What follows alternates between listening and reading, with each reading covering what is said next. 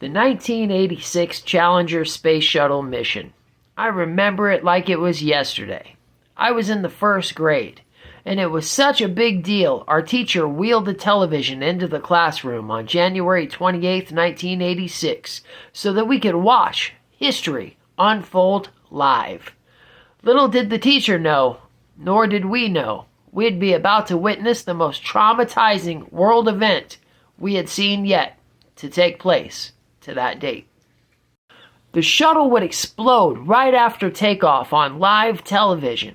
40 million viewers, including my entire class of 6 and 7-year-olds, would watch live as the crew would be incinerated on live television due to a malfunction or miscalculation that could have seemingly been easily avoided if anyone had taken the time to listen to Bob Everline or Roger Boysjoy, who worked tirelessly to warn everyone and anyone who would listen about the problem with the shuttle's O-rings. Bob and Roger had been warning folks at NASA since the previous October that if the shuttle's O-rings were used on a day that was below 40 degrees Fahrenheit, there would be a catastrophe. But as usual, with this type of stuff, no one listened. It sort of makes you feel like maybe they wanted something to happen. Roughly 80 seconds after takeoff, the shuttle would explode, instantly killing all 7 crew members aboard the shuttle. Or did it? See, this here is Judy Resnick, an engineer and pilot who was aboard the Challenger on that fateful day of January 28th, 1986. Except that someone discovered this woman in 2013. Now this is Judith Resnick, a Harvard law professor. Some folks were taken back by the identical name, age, and appearance of the two women. So folks started digging deeper and deeper and looking at the other crew members aboard the Challenger on that dreadful day. And more results came about that just may shock you. Let's take a look at a couple more. So this here is Michael J. Smith, the engineer and pilot who was aboard the Challenger that day in 1986. He was just 39 years old when he lost his life aboard the Challenger.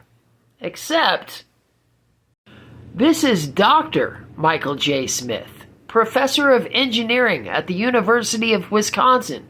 The similarity in features is uncanny. Still not convinced? Well, let's take a look at...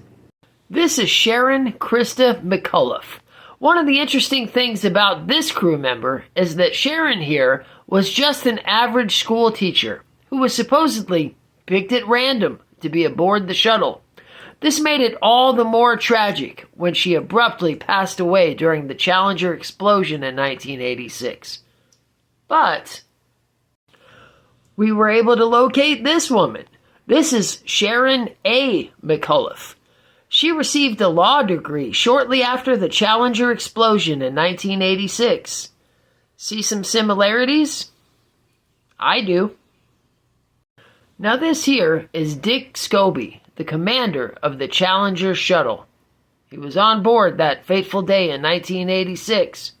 But let's take a look at someone else real quick for a little compare and contrast. Now, as you know, we got Dick Scobie here, commander of the Challenger shuttle. Died on that fateful day of 1986. And over here, well, this is Richard Scobie. He's the CEO of Cows and Trees. Notice the similarity in their faces, especially their eyes. But let's go a little deeper than that. Let's take a look at his company's logo. The original logo for Cows and Trees. Look at the company's original logo. It's a cow riding a rocket ship in the pattern of a number 6 and the smoke rings. Now look at the jet stream from the Challenger on that tragic day. Now here is astronaut Ronald McNair. He passed away with the Challenger explosion, but it was later discovered he had an identical twin brother, which you see here. I'll do you one even better. Here is Challenger astronaut Allison Anizuko. Miraculously, it was discovered that he too had an identical twin brother, Claude Anizuko. But Ancestry searches were done for Ronald and Allison, and no record of twin brothers for neither one of these astronauts could be located.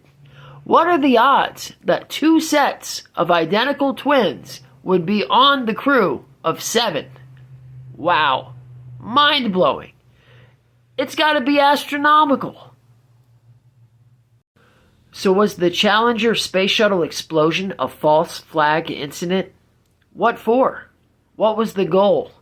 Were they trying to take our attention elsewhere to hinder us from noticing something more detrimental than this? Pay attention, folks. The media is bought and paid for. And beware. Pay attention. Don't take things at face value, folks. There is always more than meets the eye.